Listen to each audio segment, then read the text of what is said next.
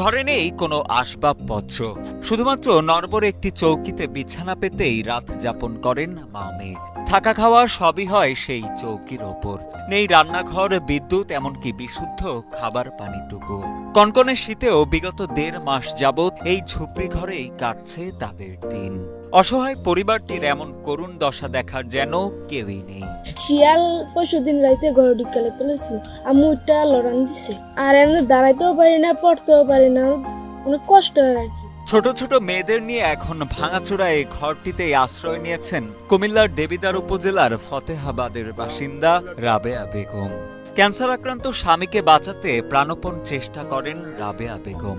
ধার দেনা করে করান স্বামীর চিকিৎসা, এমনকি শেষমেশ বিক্রি করতে বাধ্য হন শেষ সম্বল ও মাথা গোজার একমাত্র ভিটেটুকু।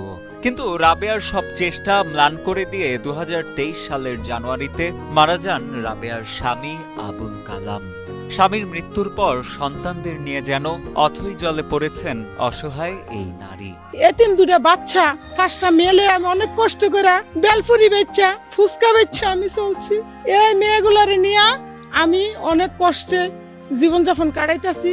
বিধবা রাবেয়া বেগম জানান, স্বামীর মৃত্যুর পর নিজের ভিটায় থাকা ঘরটি ভেঙে তাদের উচ্ছেদ করে দেয় ভিটার বর্তমান মালিকেরা। কোথাও ঠাঁই না পেয়ে গোমতীচরে এসে নদীর তীরবর্তী একটি পরিত্যক্ত জায়গায় 2টি চালাঘর দাঁড় করিয়ে বসবাস করছেন তারা। মাঘের শীত আর নিরাপত্তাহীনতায় 2 মেয়েকে নিয়ে নির্ঘুম রাত কাটান তিনি। দুবেলা চালের টাকা জোগাতে এখন ভ্রাম্যমাণ একটি দোকান বানিয়ে মেয়েদের স্কুলের সামনে চটপটি, ফুচকা, ঝালমুড়ি বিক্রি করছেন বলে জানান রাবেয়া। সারা রাত আমার ঘুম হয় না, ঘুম যায় না, মেয়ের আরে পাহারা দেই, তো সকালে একটু ঘুমাইয়া উঠে আবার স্কুলে যাই গিয়ে আমি রান্না বাড়া করি। এভাবে আমার জীবনযাপন কাটতেছে। আর মেয়ের আর লেখাপড়ার অনেক ক্ষতি হইতেছে, যে এটি বইয়া পড়তে পারতেছে না, কারেন্ট নাই। রাবেয়ার অসহায়ত্ব দেখে ব্যথিত এলাকাবাসী। তারা জানান, দীর্ঘদিন দুরারোগ্য ক্যান্সারে ভোগার পর মারা যান রাবেয়ার স্বামী আবুল কালাম। কিন্তু স্বামীর চিকিৎসা চলাকালে সবকিছু বিক্রি করতে বাধ্য হন তিনি। 5 মেয়ের মধ্যে 3 জনের বিয়ে হয়ে যাওয়ায় ঝুপড়ি ঘরটিতে ছোট 2 মেয়েকে নিয়ে এখন থাকছেন বিধবা এই নারী। এমত অবস্থায় পরিবারটির পাশে সরকার ও সমাজের বিত্তবানদের সহযোগিতার হাত বাড়িয়ে দেওয়ার আকুল আবেদন স্থানীয় এলাকাবাসীর।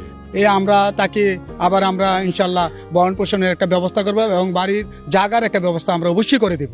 আমরা চাই সমাজবাসী, চাঁদপুর মানব কল্যাণ সংগঠন এই ফ্যামিলির দুর্দশা যত সমাধান হয় তাড়াতাড়ি আমরা এটা একটা ব্যবস্থা করবো ইনশাল্লাহ। সরকারের কাছে এতটুকু দাবি করি যে আমার 5টা মেয়ে নিয়ে যেন আমি একটু থান বা একটু মাথা গুজার ঠাই আপনার কাছে আশা করি। ক্ষণিকের একটা বাসা আর একটু জাগার ব্যবস্থা করে দিলে আমি এডেরি লইয়া ওই জায়গায় বইয়া একটু ফুচকা মুচকা বেচা চলে যাইতে চাই।